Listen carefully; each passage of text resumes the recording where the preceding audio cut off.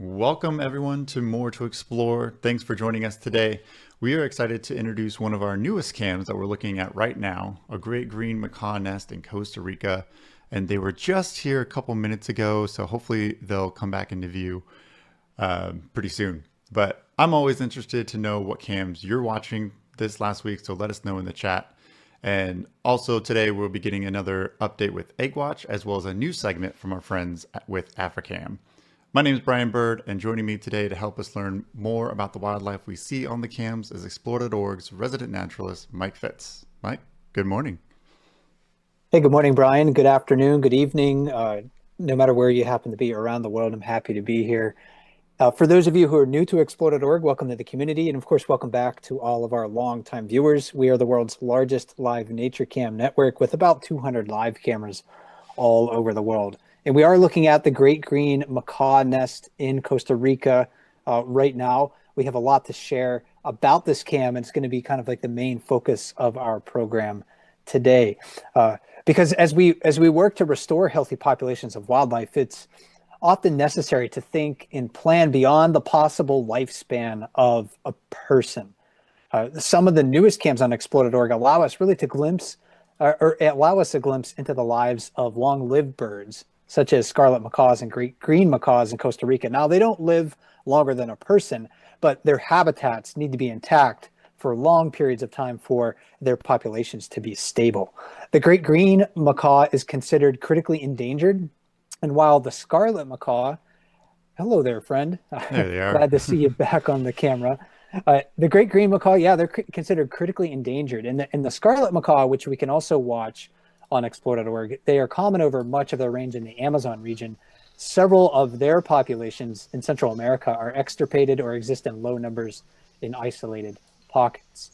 So when working to save birds like endangered parrots, we must think beyond the time scale of humans, really think on the time scale of trees and forests that the birds need as much as we do for the survival of individual parrots that are alive today.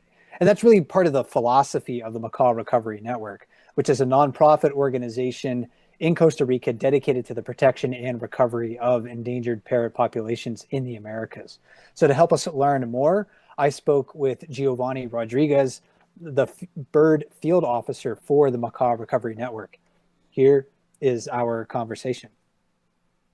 Giovanni, thanks so much for being here and joining me today. I'm looking forward to watching the macaws on the cams and learning more about them. Yeah, me too. Good morning, everyone. Thanks a lot for this opportunity, for showing the MRN effort on conservation. And I couldn't say it better as you did. So thanks a lot. I'm here to try to explain a little bit of the work we do and the partnership with Explore. And I'm wondering about just about parrots in general and your organization's effort to help macaws. You know, parrots and macaws they're long-lived animals. They're very intelligent animals. They're very colorful animals, and those things are special about them. But why focus on parrots as a group of animals to conserve? Why parrots? Why not? I mean, parrots are one of the key groups needed to help save entire ecosystems. They play a unique and vital role as umbrella species. And for example, if you plant a tree with the idea that in the future a parrot will eat that tree, its fruits, you can be sure that many other animals, mammals, insects, and any more will have benefit from it as well. So, for example, another numerous of epiphytes plants will thrive in the branches of those trees, and countless ecological interactions will take place around it. So that's why we choose parrots. And also because they are so beautiful, intelligent, and incredible animals. And I definitely want to talk more about their intelligence a little bit later on. Before we get to that, though, I'm wondering about the challenges that parrots are facing in the wild, specifically those challenges that humans are imposing on parrots. So how are we changing the landscape and ecosystems that is making it harder for parrots to survive?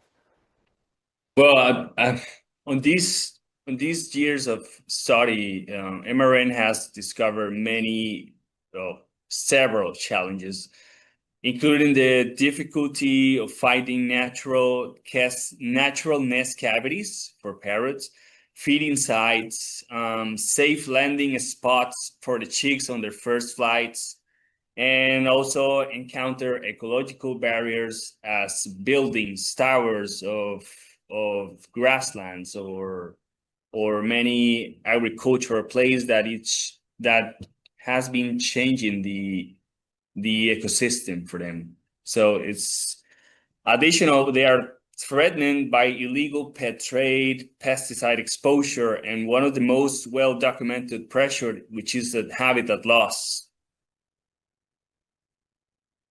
And that habitat also is connected to the bird populations that we experience in North America. Most of our audience on explore.org resides in North America, and our breeding bird populations, especially songbirds, explode in the summertime. Many of those same birds disappear as winter approaches. How might the habitats that macaws depend on in Central America affect the survival of North America's breeding birds?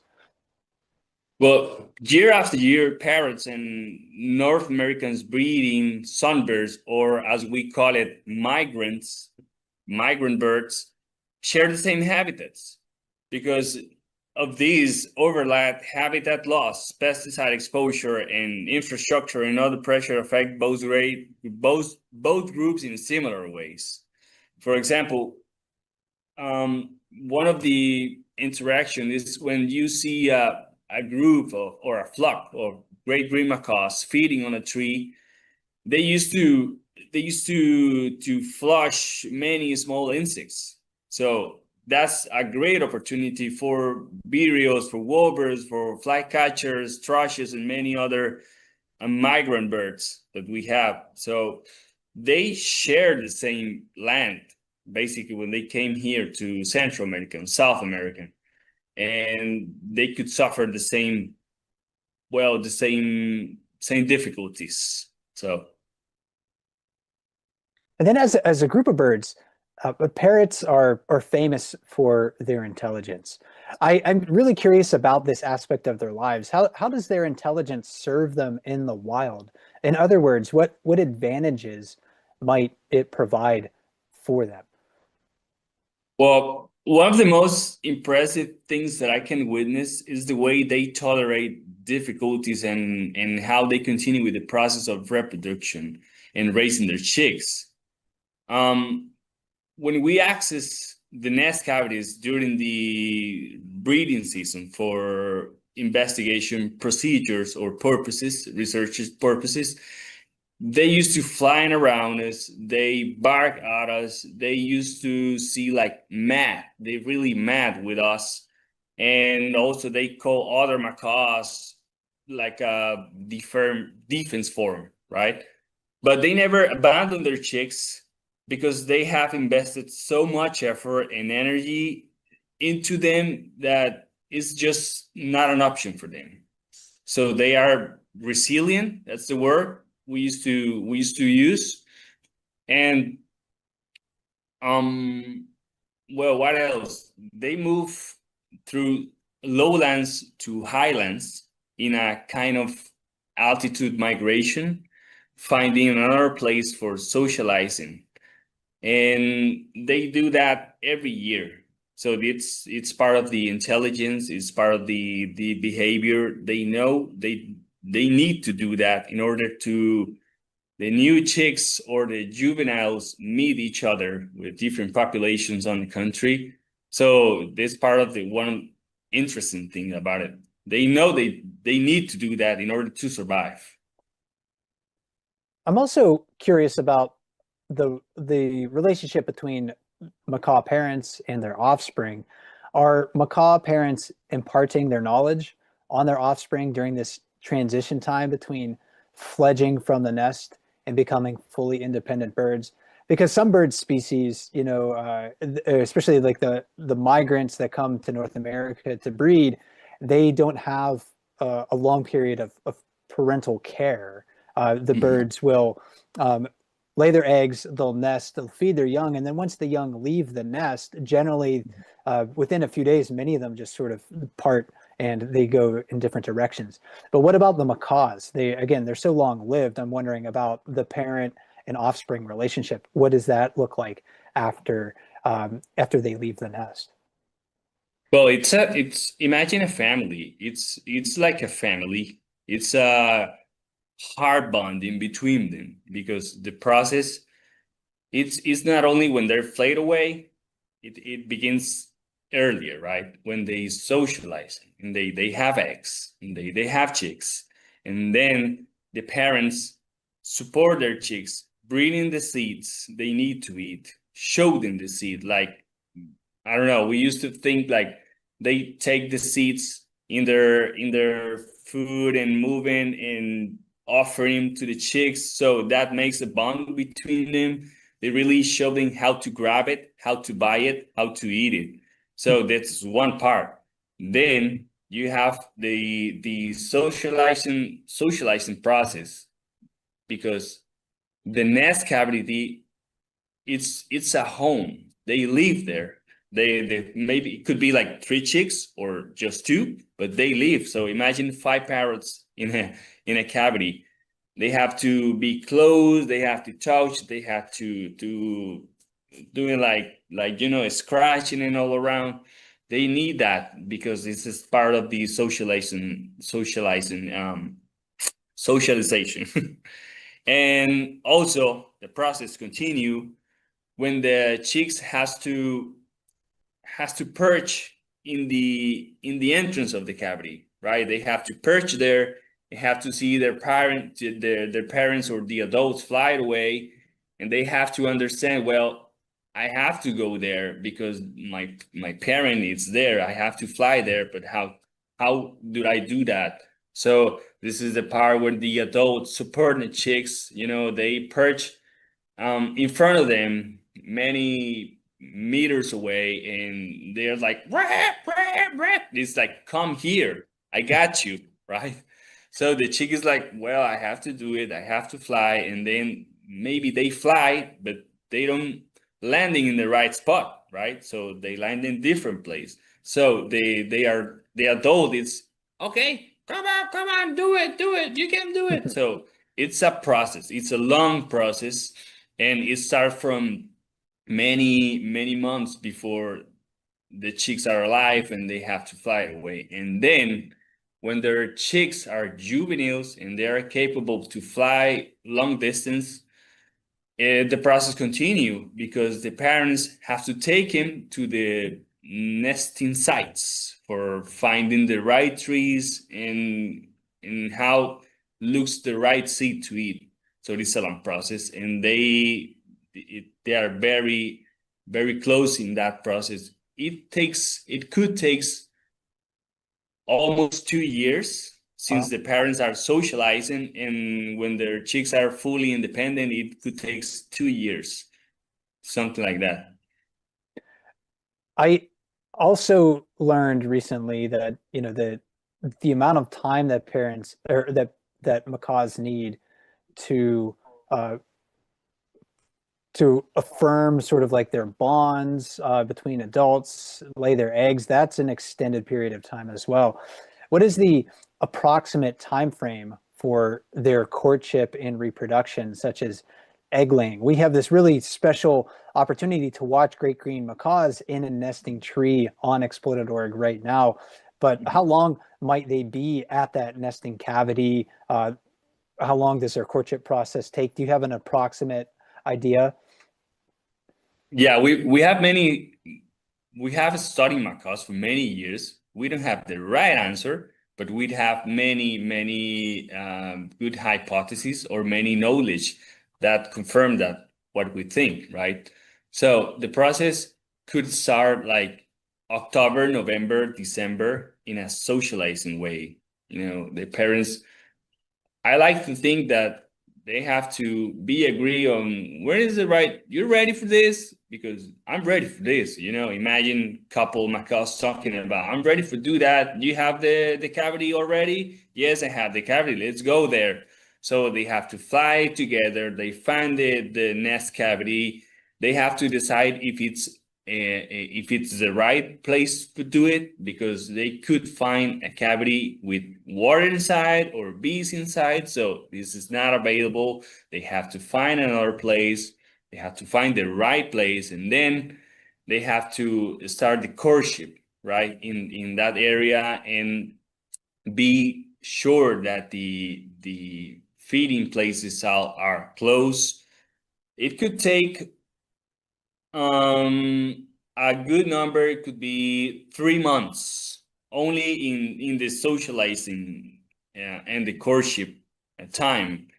When they have eggs, they need another month for the eggs, and then they need 3 months for the chicks, and then 1.5 year for the chicks to be a juveniles and be fully prepared. That's like the amount of time they need. And I'd like to learn more about the individual birds that we see on Explore.org's webcams with MRN. What can you tell us about them? Okay. If you're looking right now, the Islita camera, you will see a very, very good example of how the scarlet macaws live in the wild, because you can find a mix of reestablished and native parrot populations in the Pacific side of Costa Rica, right? That's Islita, the camera in the feeder. Right now in the Sarapiquí Rainforest Reserve, this is the new camera, you will find a camera located exactly in the entrance of the nest of a natural cavity in a mountain almond tree. And in that camera, you will have the opportunity to witness the whole process, the socializing, and then the chicks, and then they fly away. It takes a lot of months, but it's starting right now. Right now, they are in that process of courtship and all that. That's what you will find in the Sarapiquí Rainforest Reserve camera. And also you will find interactions between insects and other birds and some mammals also, and how the weather plays a role in all of this.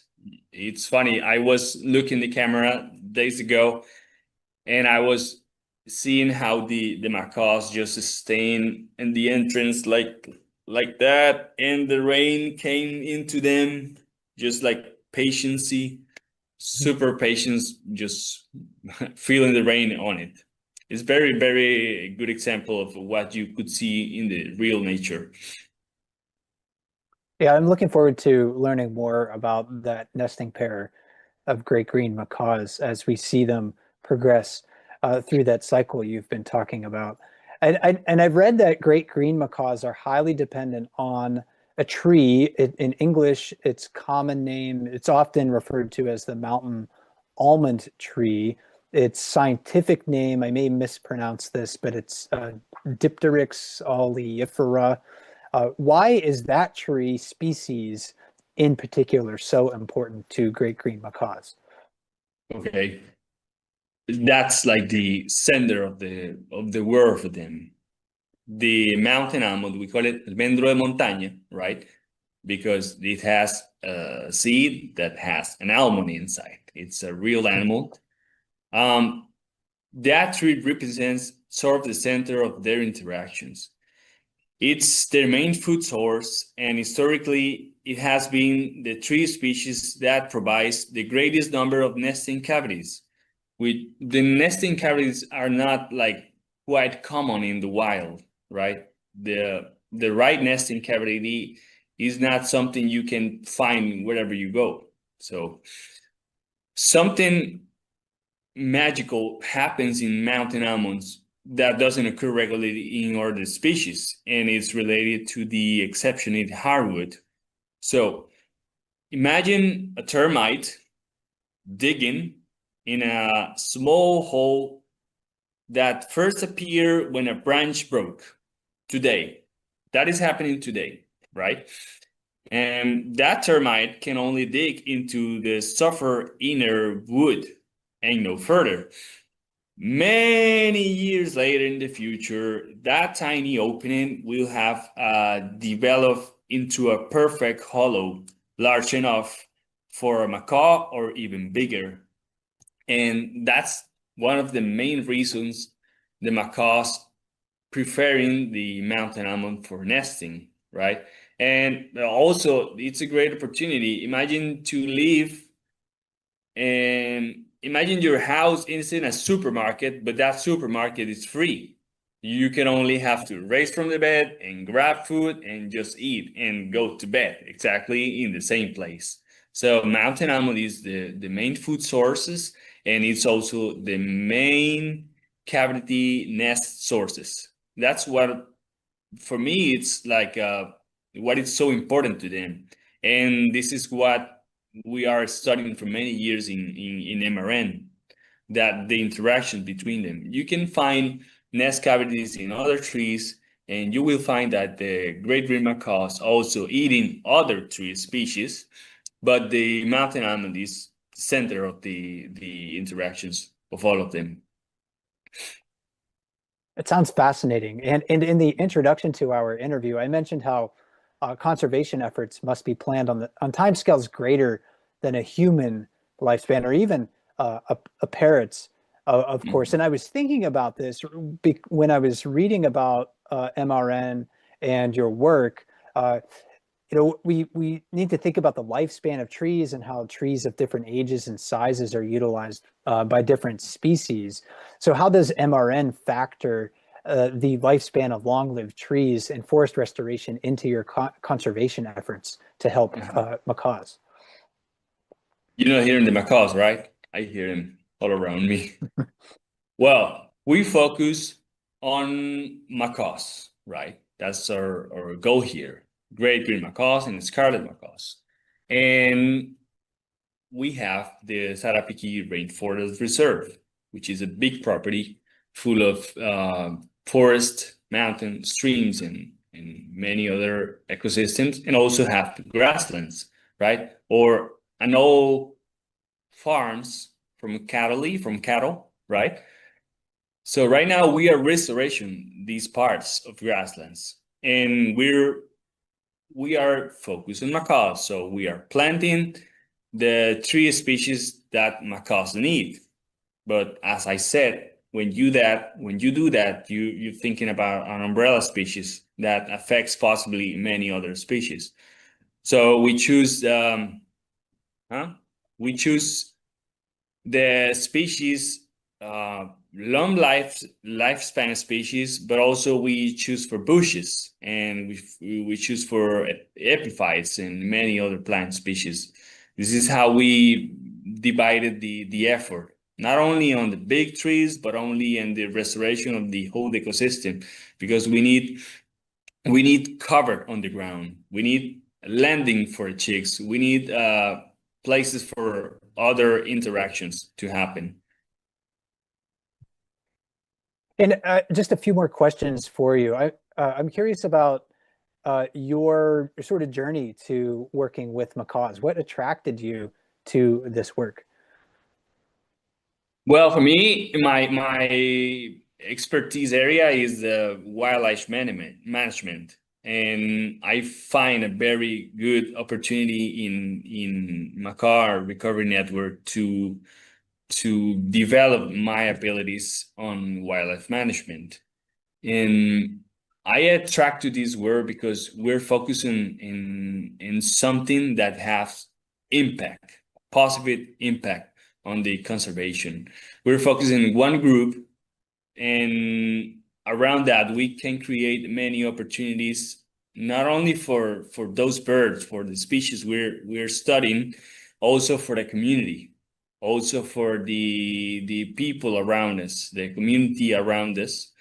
And I feel like MRN has the many great things to offer to the communities and the species, and all the efforts we put on the restoration of on old farms. It's one of the most things that, I mean, motivates me a lot. When I put the camera days ago, I was working as a field officer of their program, but right now I'm working with the habitat restoration fully on the reserve. So I'm close to the camera, I'm close to the nest, and also close to the restoration habitats. That's it.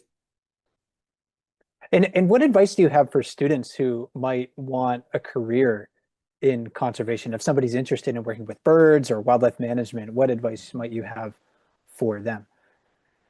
Well, my advice will be go for it, because it's so much positive things to obtain about it that it's a great opportunity. And right now in this digital era, many people are looking for, digital works or different kinds of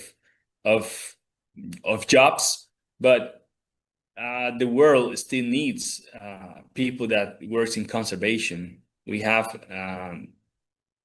even the world is changing right now to the digital era. The necessities or the needs of the conservation stuff are completely needed at this time and will be needed for the rest of the human life. So I say to them that go for it, believe in yourself, be positive about it, and just do it, because it really matters. And it really matters, and it's super important to work for the environment. That's what I can say. Yeah, I agree 100%. It definitely matters. So I would encourage everybody who wants to do that sort of work to go for it. Final question for you. How can people support the work of the Macaw Recovery Network and parrots worldwide? Well, as you said, we are a nonprofit organization, and in our website, we have a lot of information of the work we're doing and how people can help us, or how the people can be part of it. So I tell them to just check the website, check our Instagram account, and see what we're doing, and then you can find the right way to support us. But yeah, checks for the check for the website and Instagram account, and check for the cams or in Explore or G, because there's the right way to see, or a straight way to see what we're doing right now. Well, Giovanni, I want to thank you for your time and helping us learn more about the macaws. I think again, everyone at Explore.org is really looking forward to learning more about these magnificent birds and the work of the Macaw Recovery Network. So thanks so much for being here. Yeah, you're welcome. And for me, it's an honor to be here explaining all this. Hope this be helpful for the people watching us. And thank you so much, guys, for your effort too. Understanding the biology and behavior of parrots, as well as thinking and planning on the timescale of trees, are all necessary to ensure the survival of some of the most colorful and intelligent birds on Earth. I want to thank Giovanni again for taking the time out of his day to share all that information with us. You can learn more about the work of the Macaw Recovery Network. Just go to their website, macawrecoverynetwork.org. And of course, if you want to watch the birds anytime, go to explore.org. Brian, a lot of us are looking forward to adding great green macaws to our list of nesting birds to watch. It hasn't happened yet, although we could add it to our egg watch list anytime between now and June. And I'm looking forward to it, but let's get to the nests that have chicks with this week's Egg Watch. This is our January 26, 2026 edition of Egg Watch. Even though North Americans like us are locked in the depths of winter, we continue to enjoy summertime seabird colonies in Patagonia Azul Provincial Park in Argentina. So our webcam partner for these cams is Rewilding Argentina. First up, let's check in on our Magellanic penguins on Isla Tova. They're doing really, really well, and they're just beating up their parents. Every time a parent shows up to feed them, I don't think the parents can keep up with the demand of food that these growing chicks need.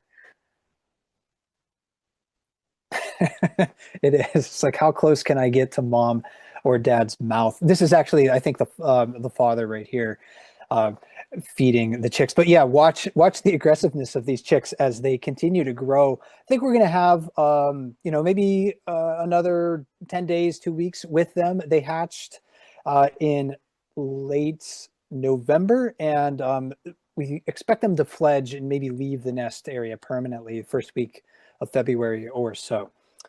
Also, in that area, the southern giant petrels look like they're doing well. The chicks began to hatch around Christmas Day, and they stay in their nesting area for more than 100 days. So kind of slow to mature birds. The chicks fledge in about, from what I've read, 104 to 132 days.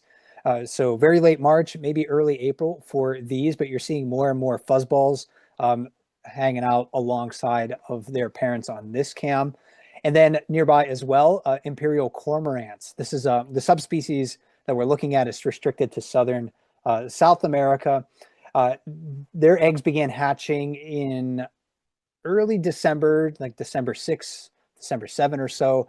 Expected fledge for them would be early to mid-February. The chicks fledge after about 2 months from what I've read, and they're getting quite big right now. We anticipate the arrival of eggs in nests on our bald eagle cams in February, especially those eagles that nest in the Channel Islands region of California. So keep a watch for the nesting activity there, and keep watching the great green macaw nest for nesting activity over the next few months. And finally, we might even have a California condor nest in Big Sur this spring. So that'll happen later in the spring, but I'm really looking forward to that possibility. That cam is alive and birds are visiting the nesting cavity high in a redwood tree. The scenes of nature on explored.org are ever changing, Brian. And, we have been looking at the Western Hemisphere throughout our program so far today, but we need to get an update from what's going on in South Africa. 2026 at Africam has started with all eyes on the rivers. Over the past few weeks, we've been glued to the Olifants River camera, watching water levels rise day by day. What were once familiar riverbanks have completely transformed, with fast-moving water spilling out and creating some incredibly dramatic scenes. Across our other live cameras, waterholes have also been filling up steadily. And while all this water is incredibly important for the ecosystem, it does change what we see. With water available almost everywhere, animals aren't gathering at the usual drinking spots as often, so sightings have become a bit more unpredictable. This prolonged period of heavy rain across the Lowveld, from Nelspruit all the way through to the Kruger National Park, is being described by meteorologists and long-term observers as one of the most significant rainfall events in nearly 45 years. On the evening of the 14th of January, at around 7 p.m. South African time, we watched the Olifants River rise very quickly. At that point, we knew what was likely coming. Sadly, the water continued to climb, and our Olifants River camera was eventually submerged. We won't know the full extent of the damage until the water levels drop. Lodges in the area are dealing with extremely difficult conditions, and it will be interesting to see how these floods reshape the landscape in the weeks and months ahead. We thank the team at Africam for that update. I watched a full replay of the tree getting swept away at Olifants River, and it was pretty amazing to see. It reminded me of the immense power of moving water. And if you had watched the Olifants River cam prior to it getting flooded, I mean, I never thought that the cam would get flooded because it seemed perched pretty high above the water. But yeah, so we'll hope everyone is safe and sound in that region. And yeah, I do look forward to seeing how the landscape has changed once the cams come back live. And Brian, I think we're going to have more regular updates from our partners with Africam during our More to Explore shows. Yeah, that is the plan, and I'm excited to hear more from them. But speaking of events happening. We do have some more upcoming events, more than just this show. On Tuesdays, of course, we have our Africam show if you feel like going on a virtual safari. On Thursdays, 6 a.m. Pacific time, we have the Wild Moment show to see all the best clips from the Africam cameras. And then on February 4th, we're actually going to have a manatee live chat with our partner Save the Manatee. And on February 9th will be our next More to Explore episode. And if you didn't catch it on Friday, be sure to check out the replay for the Utopia Village play-by-play. It was our first one. We're excited to do more. So definitely check that out. And Mike, something else spectacular happened on the West End cam. That's right. Yeah, we're going to conclude our show today with footage that I was alerted to by cam op Maisie. It's pretty amazing to see. You know, this is a pretty cam to watch regardless. Very beautiful scenery on Catalina Island off the coast of California, but it mostly focuses on bald eagles. However, every once in a while, our webcams show us surprising things we didn't expect to see. So look above the towering rocks at upper left, and you see a disturbance in the water. That's actually is it's hard to tell what it is, but it's a superpod of dolphins. And now there are several species of dolphins and other toothed whales that live in the Channel Islands region.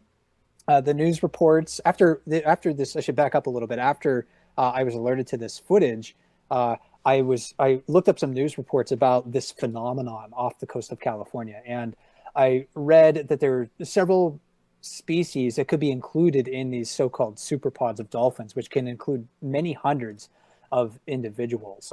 Species including northern right whale dolphins, Risso's dolphins, Pacific white-sided dolphins, common dolphins, and Pacific bottlenose dolphins. Sometimes superpods seem to consist of one species, and sometimes they are composed of more than one species. I'm not sure which species composed this superpod. They were really far away from the cam, so it made it kind of hard to determine. I was wondering maybe they could be white-sided dolphins. I'm just not sure. Perhaps someone with more knowledge of the area can post a comment with their thoughts of what they think. But the reason why this happens, sometimes can be food. Food can, of course, attract large numbers of dolphins to feed together cooperatively. I'm not sure if this is the reason for this gathering, since we don't see large numbers of birds with the dolphins at the same time. When dolphins are actively hunting near the ocean surface, the activity attracts diving birds who hunt alongside dolphins, as well as scavengers like gulls. We just really don't see that activity with this group of dolphins. Although I'm not sure we can ignore the possibility or discount the possibility that the dolphins are just got done feeding and they're going somewhere else, or they're going to feed somewhere that they know about that we don't know about. And then I've read that superpods can also form large groups to fend off predators like orcas, but that seems unlikely in this case. We just weren't seeing behavior from the dolphins that indicated that they were under threat from anything. But again, pretty far away from our cameras.